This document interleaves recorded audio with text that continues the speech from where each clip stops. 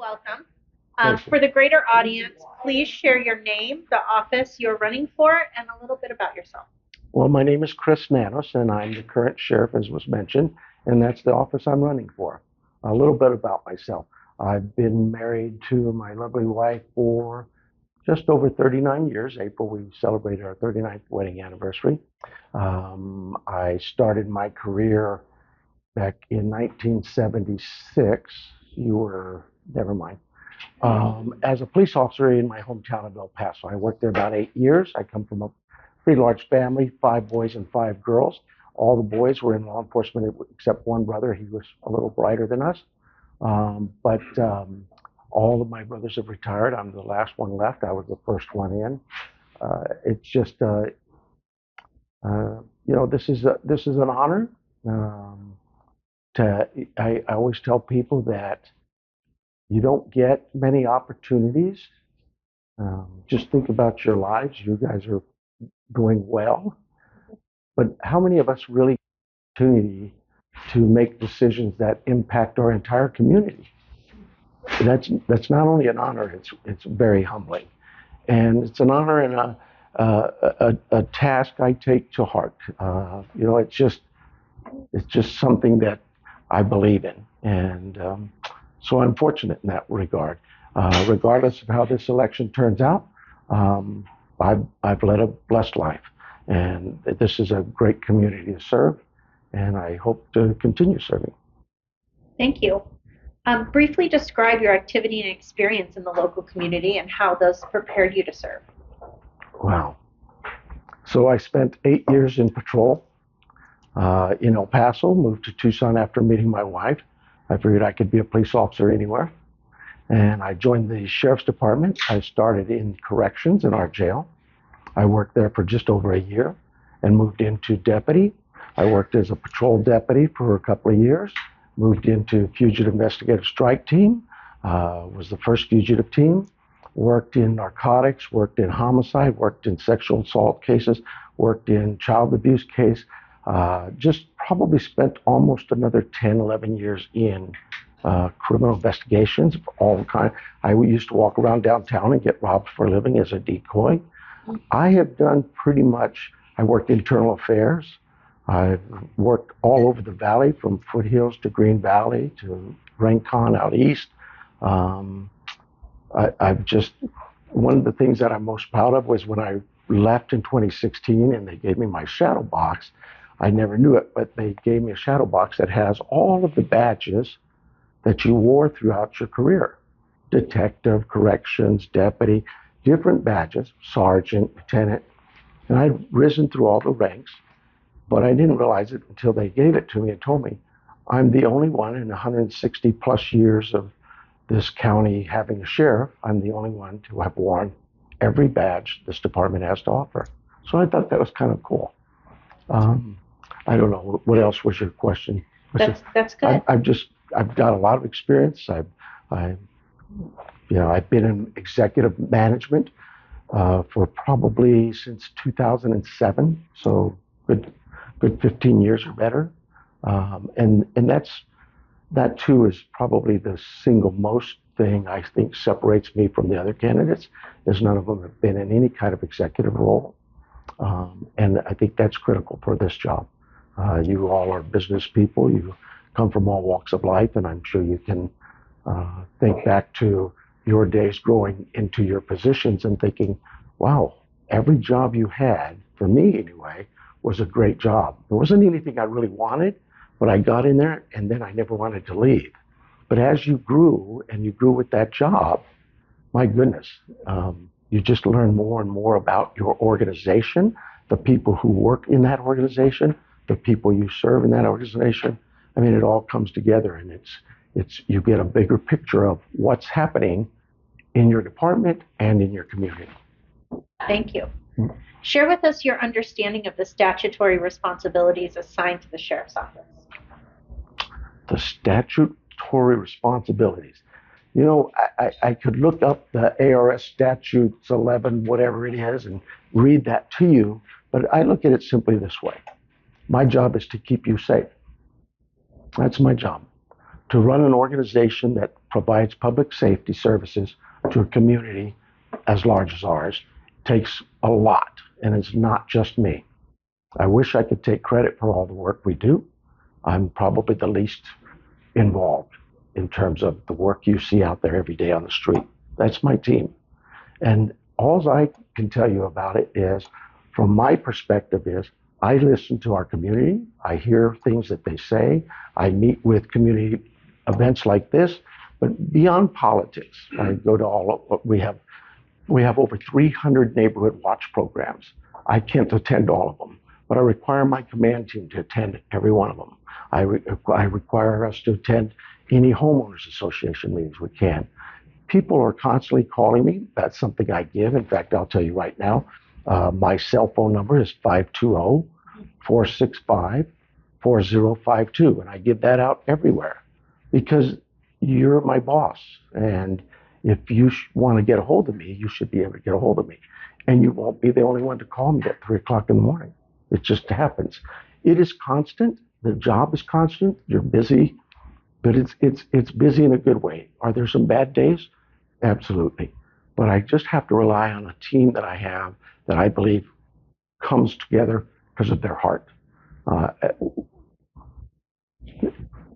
we all saw Derek Chauvin, George Floyd, and I think all of you knew and sat there and saw that officer with his knee on that man's throat. And I know it was appalling. It's like you just saw a homicide. That's what I thought. But what was more stunning to me was the 4 or 5 officers standing around, just watching. Because one of the things that happens in this industry, and I'm probably somewhat guilty of it too as I grew through the career I had, is you do get this mindset of you're such a strong team. There is that thin blue line that separates you. And I'm against that. That shouldn't occur. You know, I tell our young recruits at every academy, you came here as individuals. You knew nobody. We have a class right now, 50 some deputies in there. They didn't know anybody. But after 23 weeks of training and another 16 weeks of more training, almost 40 weeks, they move like a machine. They all stand up, sit down together, they march together. Yes, sir, no, sir. It is incredible that they're a team, and they need to be a team. This job's too hard for somebody individually to do it. You have to be a team. But what I tell them is simply this. You have to always remember your individualism. By that, it's what got you here. It's what got you this job. We can teach you all the things we want. How to shoot, how to run, how to chase, how to drive fast, all those things, the laws. But I can't teach you your heart. You came with that. You came to us with a character and the heart that your moms and your dads and your school teachers, others influences gave you. That's what we need. I need you to always remember what got you here. Being a team is important, but you have something more important than that, and that's you as an individual. Thank you. In your opinion, what are the top issues that businesses face in the county currently as it relates to public safety, and how have you and will you continue to work on those issues? So, yeah, there's all kinds of issues out there for not just businesses. I don't focus on just business, and I don't focus on just citizens. We focus on public safety for the entire community. You know, it's interesting because I always hear, you'll hear from the media, for example, oh, the crime rate's up, homicides are bad, retail theft is horrible. But you know, the number one, when I go to all these different events throughout the community, the number one thing I hear the most of, my neighborhood. I have speeding in my neighborhood. I have this house over here causing problems in my neighborhood. There's some kid. It's always back to where we live, what we do in our home lives, and traffic. And it's amazing because I left in 2016. I came back in 2020, and COVID did some horrible things to all of us. You know this better than I do. But staffing went down. People quit going out. Restaurant business, everything suffered. But what we noticed was, as it started to come back, was traffic really became an issue. You had people doing 60, 70 miles an hour on streets that were designed for 30, 40 miles an hour. You still see it today. And what did I have to respond with?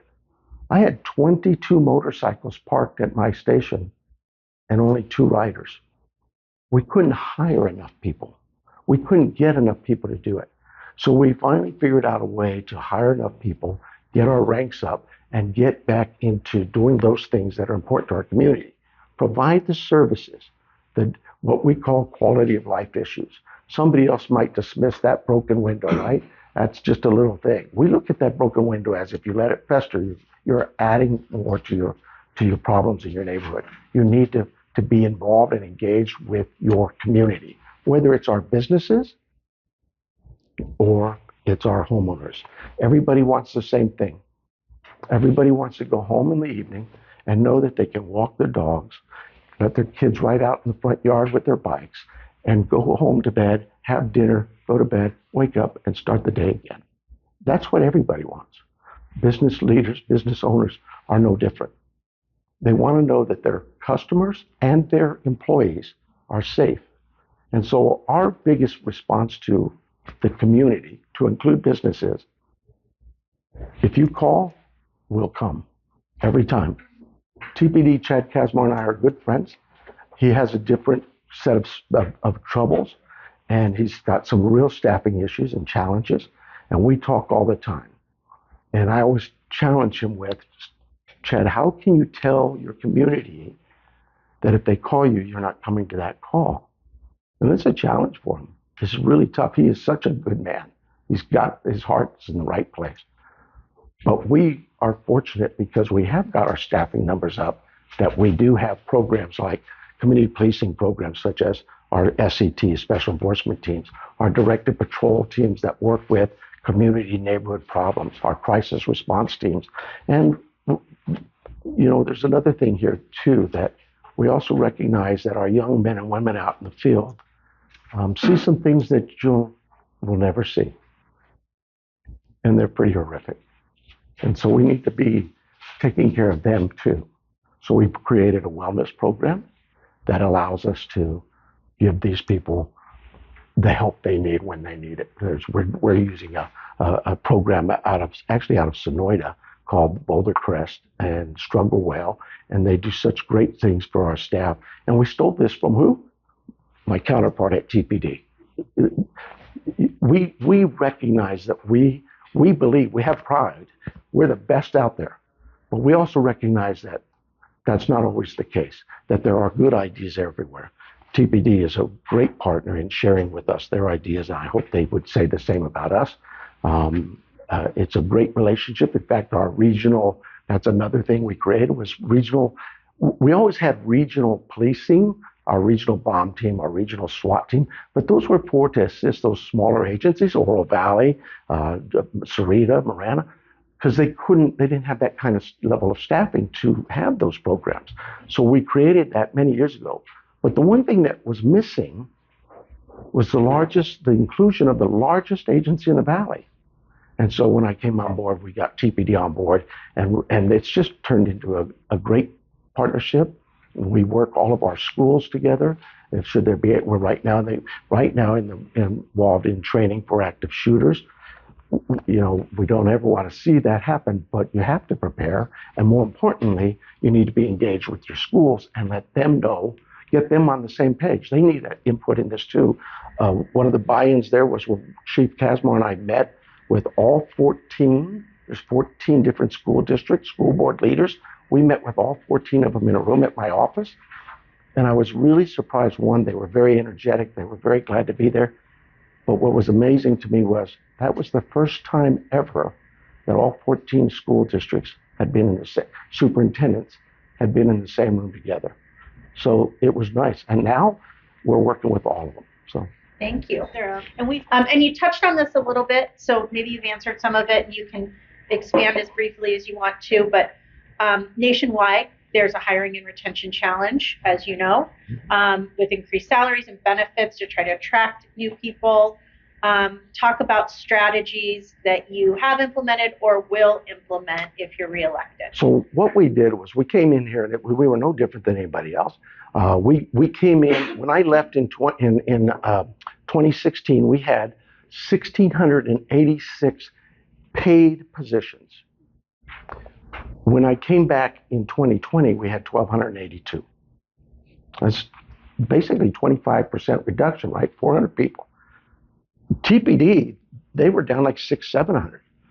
Today, as we sit here, DPS or Highway Patrol is still down 500. It is across the area and across the state. But the first things I did was we want more staffing. Okay, so we kind of put that back. We have to deal with what we've got. And some of the things we saw was, for example, Vail, a community far southeast, had 2 officers assigned to it, and they traveled from the Catalina Highway, Tanque Verde District Station there. Would take them 45 minutes to get to Vail District. That district was growing at the last 10 years, 19.5% population growth. In the same time, we had 3 Points, pretty large area. Southeast is still growing pretty large with Star Valley and those things, but 3 Points, and they had, in the same 10-year period, lost 7.5% of their population. But yet, the previous administration, for whatever reason, put 10 rural deputies into the 3 Points area. I quickly looked at that and said, wait a minute, that's not my need.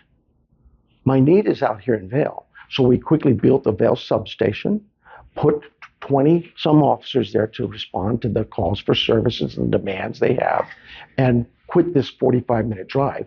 And for the 3 Points area, we have a Sanavir substation, which is across from Keno Hospital. That station is 1 hour or better away from some of the districts it has to supply services to. That makes no sense. We've just become stagnated for the last 50 years or better, and we need to find a way to make it work. And that means sometimes infrastructure needs to be built or lines need to be shifted. You need to move staff where demand is. I'm never going to put staff or put resources based on politics. That's just not what I'm going to do. Because there's something at the border or something over here, politics are politics. I look at what is the service called for, and we make those shifts. Once we did that, now we look at how are we hiring our people? What are we doing? We had a great team of recruiters that had been there for quite a few years. But I asked them, so what are you guys doing? Oh, with ads on buses, TV, radio, billboards. We even went to San Diego and stood on the pier as sailors came off and gave them cards and pamphlets. I said, wow, that's pretty cool. Which one gets you the biggest bang for the buck? Immediately they answered, oh, that's real simple. It's word of mouth. See, one thing I've always known, it's your own team that's your best recruiter. But if you have a team that is so morally down, their morale is down, they just feel like everywhere they turn, they get no help. Their bosses are beating on them. I came into a position where it had 1,100 bullying complaints filed against them. I've had 0, and I will not tolerate such. Yet you have a staff that's having to work at the jail. That's the hardest job I ever had. It's a tough job. We're hiring 18, 19-year-old kids, putting them in there with a pod of 250 inmates, 2 or 3 of them at a time. It is tough. You have to feel that as tough jobs. And you have to fill them with people that come with good hearts and want to do this job. Money's something, right? We know. You got to pay them too. And so we worked on getting the pay up. But more importantly was treat your employees right. Get the wellness system up. Show them that you really care.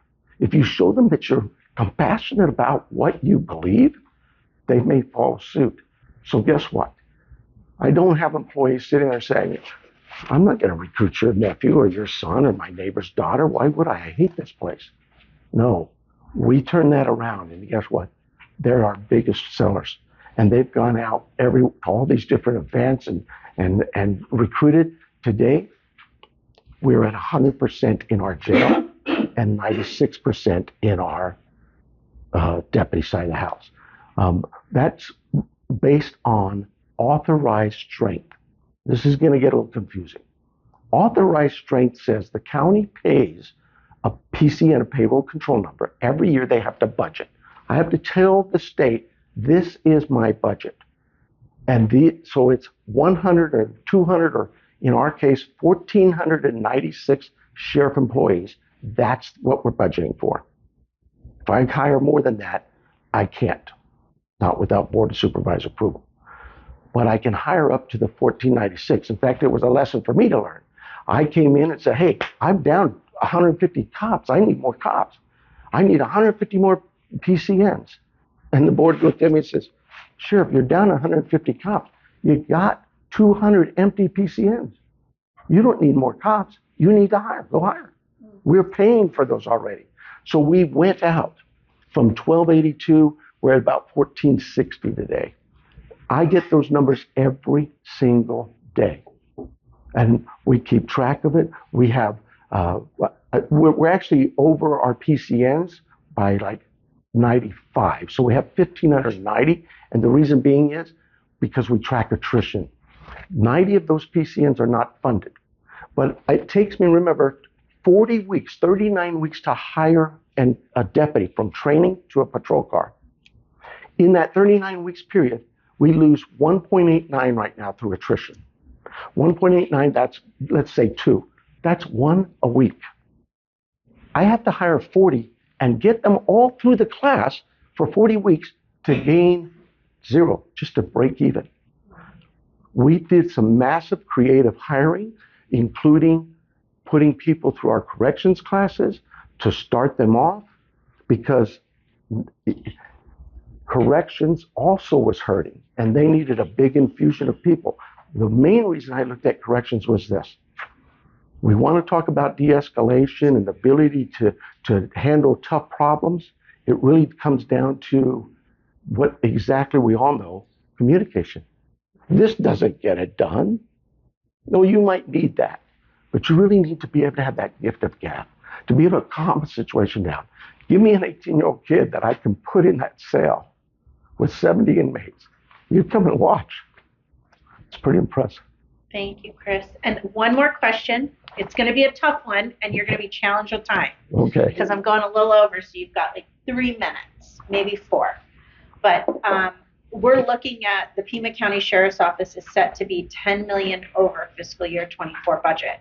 How can you work to ensure this doesn't happen again in the future, even with decreases in state funding? So first of all, I would question your number. Okay. I have my finance team every morning come in and brief me. You're going to be surprised because we send monthly reports. We've sent the same monthly report to the Board of Supervisors for 20 years. We still send that report. They have it, and we've identified it for them and cleared it up. But right now, today, we're 3.7 million in the red today if the budget ended. But there's other things going on, and you guys know budgets a lot better than I do. Again, I'm never going to be the biggest brain in the room. You probably figured that out in the first 2 minutes. But we do know that I have talent, and my finance team comes in every day and they report, we're 3.7, but when all the bills are said, collected, paid, and remember that 3.7 goes back to the month prior, so we're actually still counting May. We'll go May and June. We think we're going to be closer to 1 point something. So I don't know your numbers, but I would tell you, go talk to Ms. Lesher or Ella Mouton. Don't take my word for it, and see where we're at. But I'm not done. We have cut overtime from 9 million because we couldn't staff that jail down to now it's about 3 million, and we'll be continuing to cut it. But those are decisions made by, maybe I had some say in it, but it's really my commanders, my executive teams, and others who make that happen. They have an eye on it, and they keep track of it, and they brief me on it daily. Thank you. You're welcome. And that does it. Mm-hmm. We did it. 4 minutes. With 7 seconds. Sheriff, thank you for your time. Thank you.